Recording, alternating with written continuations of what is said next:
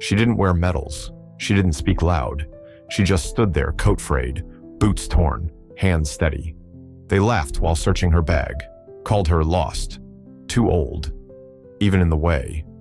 But when that dark metal box clicked open, the laughter died, the room fell silent, and every man in uniform suddenly remembered what respect was supposed to feel like. Welcome to TrueKind Stories, where silence speaks louder than rank and real heroes don't ask to be seen, they just show up. Before we dive into this unforgettable story of quiet courage, military mystery, and a woman who rewrote the meaning of strength, tell me in the comments, where are you watching from? And if you believe being judged by appearance never tells the full story, hit that subscribe button, because the world needs stories like this now more than ever. The wind was bitter that morning at Fort Bellamy, a cold reminder that not everyone who walked through its gates came seeking glory. Charlotte Rivers, 48, stood quietly at the checkpoint, wrapped in a faded olive coat with frayed cuffs and muddy boots. Her silver-streaked hair fluttered against her weathered face as she clutched an old backpack, the kind that had seen more than a few battles, and not all of them on the field. Around her, recruits half her age shifted impatiently in crisp uniforms. Some smirked, others laughed outright. One whispered, "She's probably lost. Logistics stay outside." They laughed while searching her bag, dismissing her as nothing more than a tired woman clinging to forgotten orders. But Charlotte's silence wasn't weakness, it was resolve, forged through decades of sacrifice. She said little, offered no defense. What could she say to people who judged her by appearance alone? To them, she was nobody. What they didn't know, not yet, was that the metal in her backpack would silence the room, rewrite their assumptions, and remind them, and us, that true power doesn't come from rank or reputation. It comes from what you carry quietly until the moment you're called to rise. "Let's see what you're hiding." "Grandma," the young sergeant chuckled, yanking Charlotte Rivers's backpack onto the inspection table with unnecessary flair. Around them, laughter rippled like a cruel breeze through the cold air of Fort Bellamy. A female recruit with an immaculate bun rolled her eyes and muttered, "She probably has snacks in there, not state secrets." They laughed while searching her bag, not kindly, not out of curiosity, but with the confidence of people who believed they already knew her story.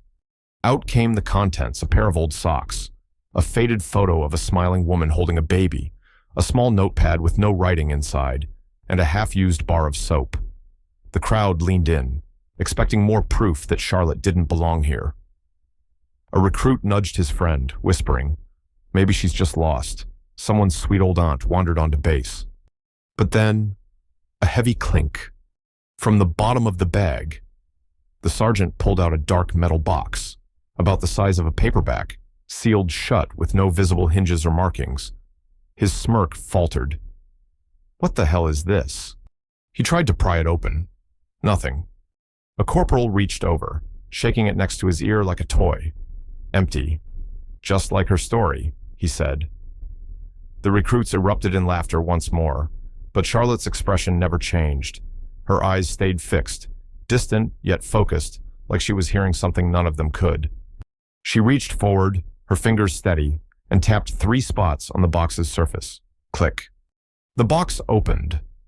Inside lay a deep blue metal, encased in polished glass, glowing faintly under the overhead lights.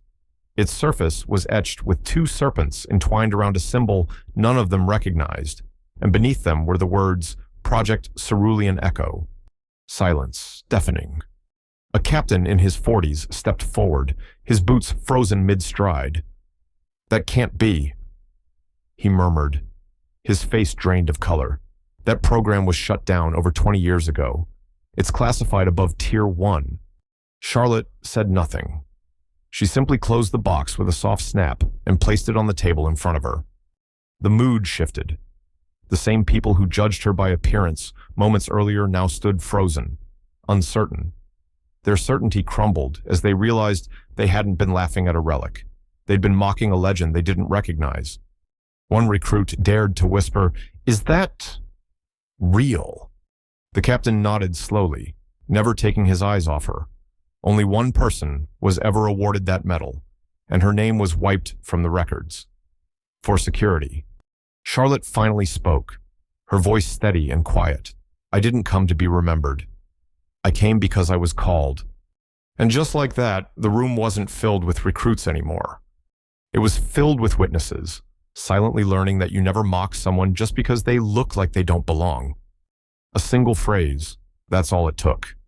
As the metal glimmered in the dim light, the captain, still trying to process the impossible, looked at Charlotte Rivers and asked in a strained whisper, "Who authorized your arrival?" Charlotte raised her chin, looked him square in the eye, and calmly responded with a string of 5 words. To the others in the room, it sounded like gibberish, a forgotten phrase from a dead language. But to the captain, it was a code, a high-clearance black tier security phrase, one that hadn't been used since the Cold Peace Accord was signed 18 years ago. His breath caught, his back straightened like someone had yanked a string tied to his spine. The room fell completely silent, as though the walls themselves were holding their breath. Even the radios, which had been buzzing moments earlier, went quiet. The sergeant who dumped her bag moments ago tried to salvage his pride with a laugh. The more elaborate the fake, the more reason to dig deeper. Right, he said. But his voice cracked. He was scared, and everyone heard it. Charlotte said nothing. She didn't gloat. She didn't explain. 2 military police officers stepped forward without a word, flanking her as the captain gave a slight nod. "Escort her inside," he ordered, his tone no longer dismissive but reverent. As Charlotte walked through the corridor between the MPs, recruits who had mocked her earlier now scrambled to move aside. One tried to make another joke, but the words fell flat in his throat. The hallway led to a sterile waiting room, all metal chairs and flickering fluorescent lights. Charlotte sat, her hands folded over the dark metal box. The door behind her clicked shut. A few minutes later, Sergeant Blake, the same one who'd laughed while searching her bag, was called into the colonel's office. When he came out, his eyes were red and his stripes were gone. No one said it out loud, but everyone understood he was done. Across the base, word spread like wildfire. Some denied it. Others whispered about Project Cerulean Echo and the woman who wasn't supposed to exist. Later that afternoon, a secure laptop was brought into the room. A clerk, barely out of college, typed in Charlotte's full name. The screen blinked, then turned blood red. Access denied protected under Intercontinental Security Council Directive 9B. The young man's hands froze on the keys. He turned to the colonel. "Sir, her file's above our clearance." The colonel's jaw clenched. He didn't ask questions. He simply removed his cap and stood at attention. That moment was the turning point, not because of what was said, but because of what wasn't. Charlotte didn't demand recognition. She didn't need to prove she belonged. She already had. By sunset, Fort Bellamy felt like a different place. Just that morning, Charlotte Rivers had been the punchline of whispered jokes, a figure out of place among polished boots and fresh recruits. But now, she was the weight pressing on every heartbeat in the room. Recruits who once jeered at her now lowered their eyes as she passed. Officers who hadn't spared her a second glance now stood a little straighter, unsure of how to navigate their shame. No one said a word. They didn't need to. The silence around her spoke volumes, and Charlotte. She walked through it like she'd done it 100 times before. In the officers' hall, the whispers grew. The metal in her backpack, the one that had silenced the room, wasn't just rare. It wasn't supposed to exist at all. Only one soldier had been awarded that medal off the books, off the record, for missions no one would ever know had saved millions. And that soldier had vanished from the system. Until now. The captain who once questioned her authority now found himself unable to look her in the eye. Even the base's top-ranking general called an emergency closed-door meeting, flipping through dusty files with trembling hands, searching for mentions of Cerulean Echo. Across the base, quiet corrections began. The sergeant who had ripped open her backpack was seen carrying boxes out of his quarters later that evening, his discharge confirmed by morning. A female recruit who'd shoved Charlotte earlier that day found her name removed from the task roster. When she asked why, her superior simply replied, "Conduct unbecoming." And yet, Charlotte never said a word. She didn't gloat. She didn't retaliate. She simply continued her day with the same calm presence, the same quiet eyes, the power of silence that was her weapon. In the mess hall, conversations dimmed when she walked in. Soldiers paused mid-bite, not out of fear, but out of reverence. For the first time in their young military lives, they had met someone who embodied everything they were trained to become. Later that night, while reviewing base assignments, a junior officer noticed a note next to her name on the secure log, Classified Leader, Tier 0 Task Force. He leaned back in his chair, stunned. Tier 0 didn't even show up in their training manuals. And yet, she was right there, walking among them, eating the same food. Wearing a faded coat no one respected until they learned what it had carried. She had been judged by appearance, but in less than a day, she became a mirror showing everyone who they truly were. And for many, that reflection was uncomfortable. The next morning, frost clung to the ground, and the wind had turned sharp, but Charlotte Rivers walked across the base like it was spring, not because the air was warm, but because something had thawed inside the people around her. At the training field, a grizzled range officer barked at a group of recruits, Rivers front and center. You want respect? Prove it. Take the shot. Some of the younger recruits leaned in, waiting for her to freeze or fumble. This was their last chance, they thought, to prove she didn't belong. Charlotte took the pistol in both hands. No gloves, no scope, no words. The range was set for 50 yards. 3 metal targets lined up under the morning sky. The wind cut across the field like a blade. She exhaled once. 1 shot. 3 targets fell.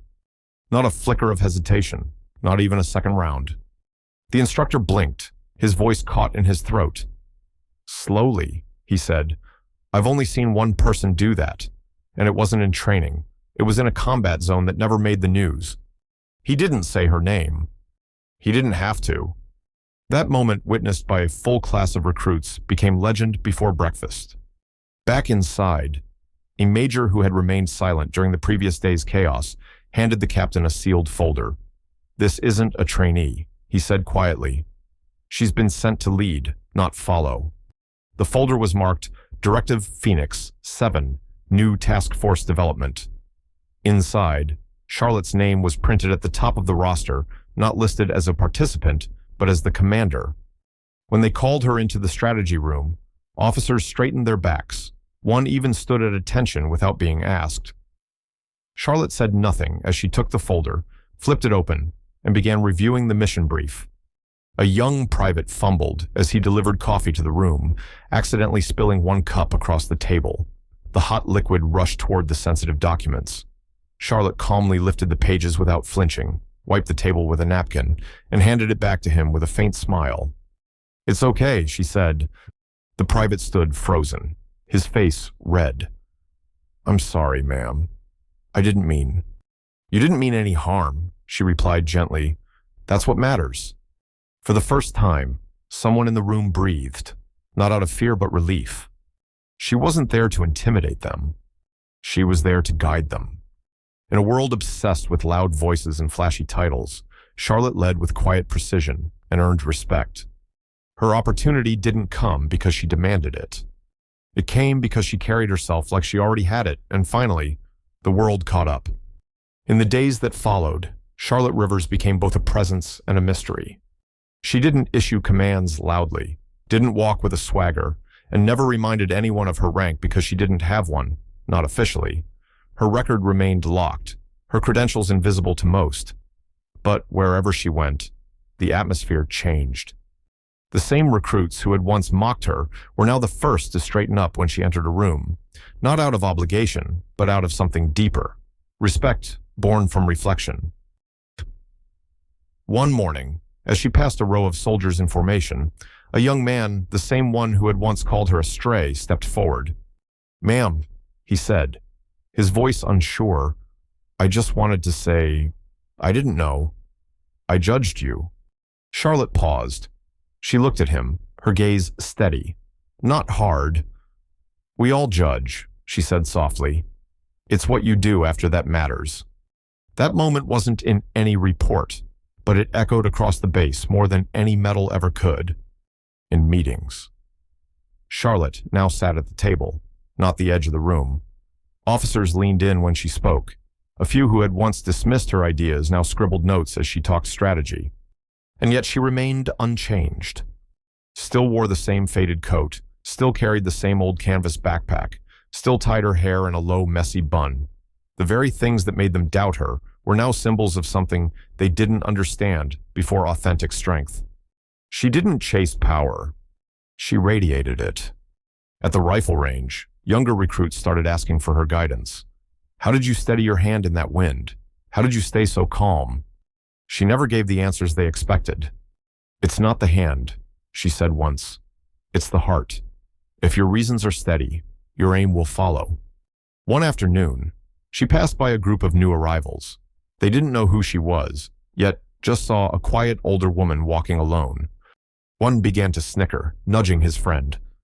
But another, a recruit who had been there during that first unforgettable day, stepped forward and said, "You don't know who that is.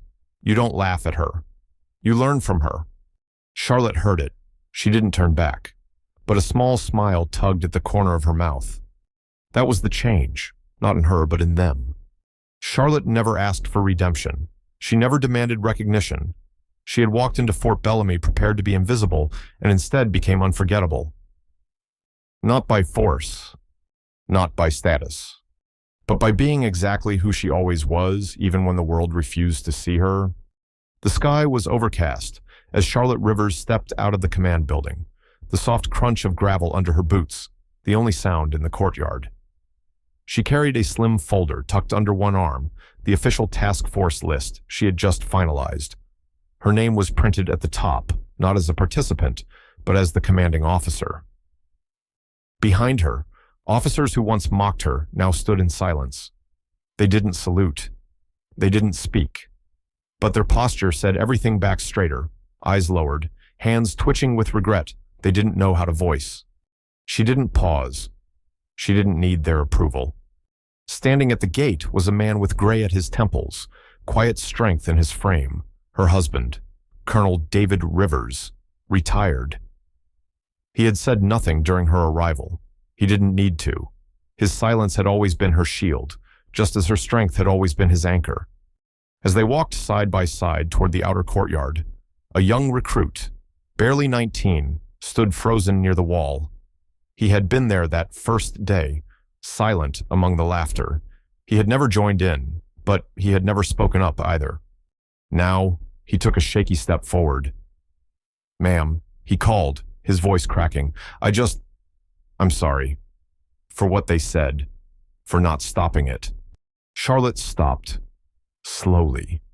She turned and met his eyes the same way she had met every challenge since the moment she stepped on base. Calm, clear, unwavering. "You didn't say it," she replied, "but now you've spoken. That matters." The young man's shoulders lifted, as though her words had taken weight off his back. Charlotte turned again, and together she and David walked on, the wind curling around them, the silence behind them heavy, not with shame, but with transformation. No one followed, no one needed to. Inside her backpack, the deep blue metal, the one that had silenced the room, rested quietly. Its presence wasn't a symbol of ego.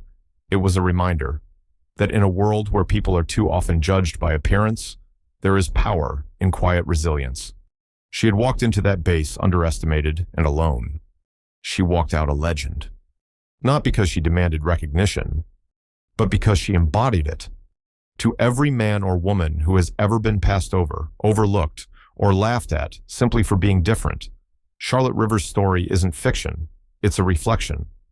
A reminder that sometimes the strongest leaders wear no rank, sometimes the loudest voices never speak, and sometimes the one you dismiss as no one is the one who already saved everyone long before you knew they existed. Have you ever been overlooked, misjudged for how you look, not who you are? If this story resonated with you, if you've ever been the quiet one in the room, carrying more than anyone knew, then you're not alone. Where are you watching from? Drop a comment below and share your story. Hit follow to walk with me through stories of dignity, redemption, and the quiet strength we all carry even when the world refuses to see it. Because just like Charlotte, you don't need to be loud to be legendary.